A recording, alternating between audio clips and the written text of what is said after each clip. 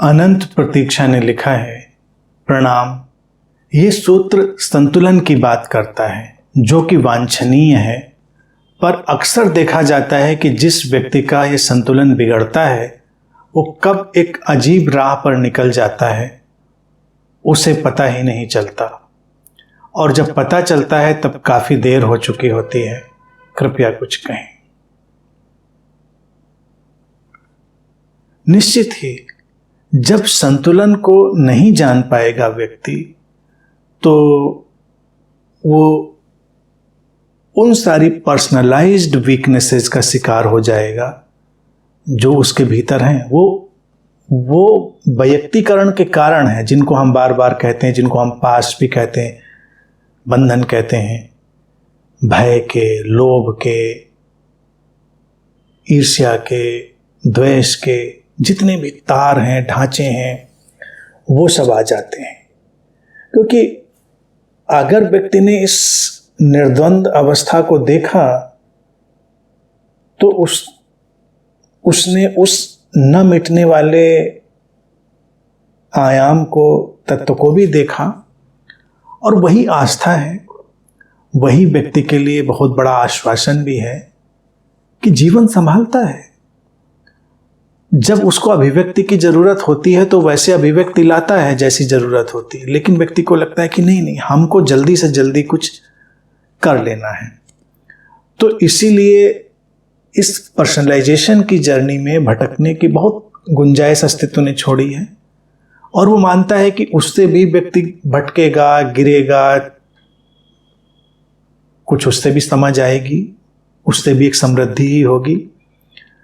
तो जो बात लिखी कभी कभी वो बहुत दूर निकल जाता है, पता ही नहीं चलता।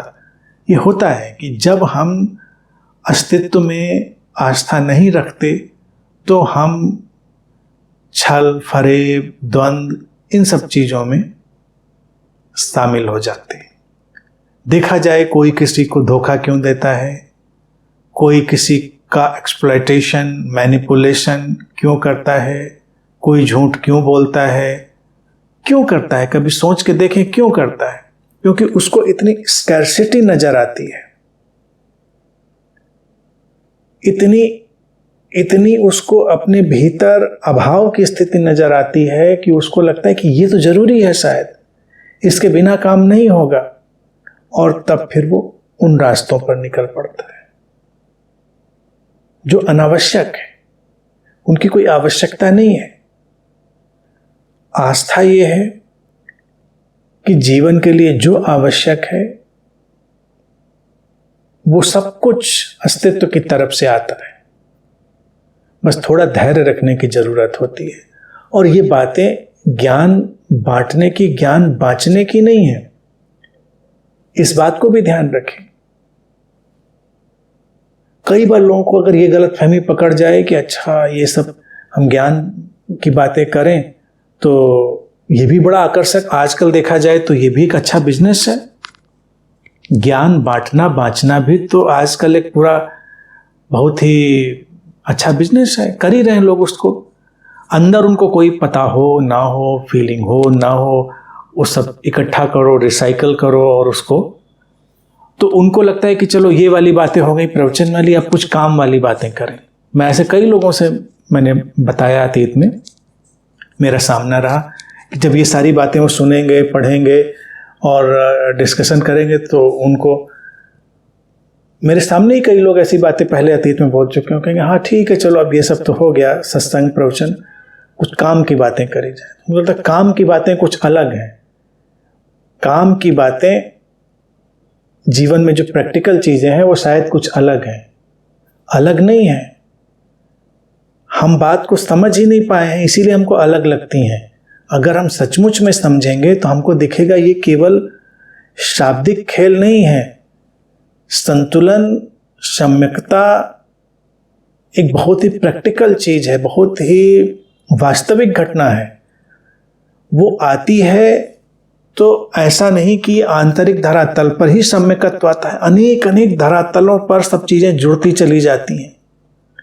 जैसे कोई पजल के बॉक्सेस होते हैं ना, अक्सर देखा होगा, उनको हम बिठाने की कोशिश करते हैं एक संगति में लाने की कोशिश करते हैं। तो अगर एक सिरा हमने पकड़ा और उसको बिठा लिया तो बाकी जो इधर उधर के और बॉक्सेस होते हैं और कलर्स होते हैं वो भी बैठने लगते हैं उस पजल में। लेकिन पहले एक सिरा तो पकड़ में आए जिसको हम बिठा पाए। तो सम्यकत्व, संतुलन, बैलेंस जो आंतरिक धरातल पर है उसको ऐसे मत देखें कि वो बहुत ही कोई वायवी एब्स्ट्रैक्ट घटना है। वो हमारे जीवन के भी सारे पजल्स को बिल्कुल धीरे धीरे खांचों में बिठाना शुरू कर देती है। इसीलिए सूत्र में ऋषियों ने प्रकट अप्रकट दोनों का संतुलन हमारे सामने रखने की बात करी। ईशावास्य उपनिषद का जो सूत्र आया जिसे हमने लिया कि प्रकट की उपासना अप्रकट की, और अप्रकट के साथ मृत्यु के पार और प्रकट के साथ अमृत में प्रवेश। तो जैसे ही ये संतुलन आता है तो हमारे जीवन के जो घटनाक्रम है उनमें भी एक संतुलन आता है। तो ये परिपक्वता, ये समझ हर साधक को अपने अंदर लानी चाहिए। जल्दबाजी नहीं करनी चाहिए, क्योंकि बातें केवल मौखिक धरातल पर नहीं होती हैं और उनकी समझ ही केवल महत्वपूर्ण है। समझ मात्र से ही बहुत सारी चीजें होती, बाकी कौन किस रास्ते पे निकला, गलत पे निकला, सही पे निकला, अस्तित्व इसकी भी परवाह नहीं करता। निकला लौट के फिर आएगा, जाएगा कहाँ? आएगा तो उसी रास्ते पे।